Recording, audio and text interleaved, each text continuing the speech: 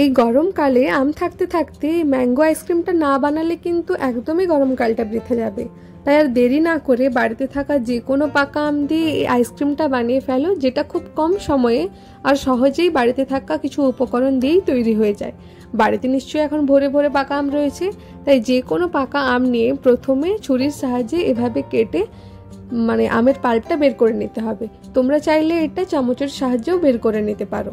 তো আমের পাল্পটা পুরোটা বেরিয়ে গেলে তারপর একটা মিক্সিং জার নেব।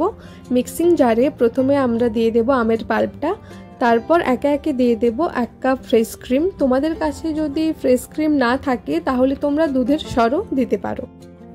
এরপর দেব 50 গ্রামের মতো গুঁড়ো দুধ, 1 কাপ নর্মাল দুধ, আর মিষ্টির জন্য আমি এখানে কনডেন্স মিল্ক ব্যবহার করছি। তোমরা তোমাদের পছন্দ মতো মিষ্টি ব্যবহার করবে, আর তোমরা যতটা মিষ্টি খেতে চাও সেরকম দেখে একটা পরিমাণ মতো দিয়ে দেবে।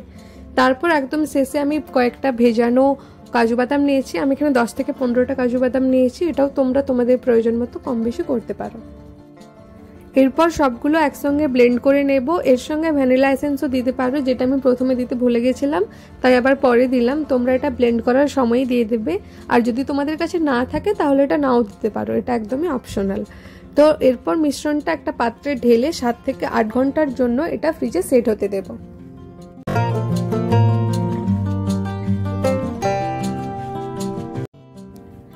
এবার তোমাদের 7 থেকে 8 ঘন্টার পরেই আমি তোমাদের দেখাচ্ছি। এটা দেখো খুব ভালোভাবে জমে গেছে, একদম ভালোভাবে সেট হয়ে গেছে। তো তোমরা এই স্টেপে ওটা আইসক্রিমের মতোই খেতে পারো। এটাও আইসক্রিম হয়ে গেছে, কিন্তু এটাকে আরও একটু স্মুথ করার জন্য আমি এই আইসক্রিমটাকে আরও একবার ব্লেন্ড করে নেব। এতে কি হয়, আইসক্রিমটা আরও বেশি স্মুথ হয়। তো এবার পুরো মিশ্রণটা মিক্সিং জারে আরও একবার দিয়ে একবার ব্লেন্ড করে নেব। এবার যে পাত্রে আইসক্রিমটা জমাবো সেটা নিয়ে নেব। আমি এখানে একটা ডাব্বা মতো নিয়েছি।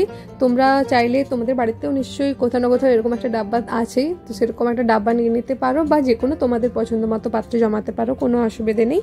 তো সেটাতে একটু আইসক্রিম ওই মিক্সচারটা একটু ঢেলে একটু ডেকোরেশন করছি। তো তোমরা চাইলে এটা নাও করতে পারো, এটা স্কিপ করতে পারো, কিন্তু একটু দেখতে ভালো লাগে তাই ডেকোরেশনটা করছি। তো সেটাতে একটু ঢেলে মাঝখানে কিছু আমের কাটা টুকরো আর কিছু ড্রাই ফ্রুটস ছড়িয়ে দেবো। উপরে আবার কিছুটা মিশ্রণ দিয়ে চামচের সাহায্যে এই মিশ্রণটাকে এভাবে স্প্রেড করে নিতে হবে। স্প্রেড করে তারপর আবার উপর থেকে আমের টুকরো ড্রাই ফ্রুটস দিয়ে একই রকমভাবেই ডেকোরেশন করে নেবে। তো তোমরা তোমাদের কাছে যতটা মিশ্রণ থাকবে সেরকম অনুযায়ী ডেকোরেশনটা করে নেবে। তো আমার ডেকোরেশন হয়ে গেছে। আমি একদম উপর থেকে আবারও একই রকমভাবেই আমের টুকরো আর ড্রাই ফ্রুটস দিয়ে ছড়িয়ে সাজিয়ে নিয়েছি এটাকে।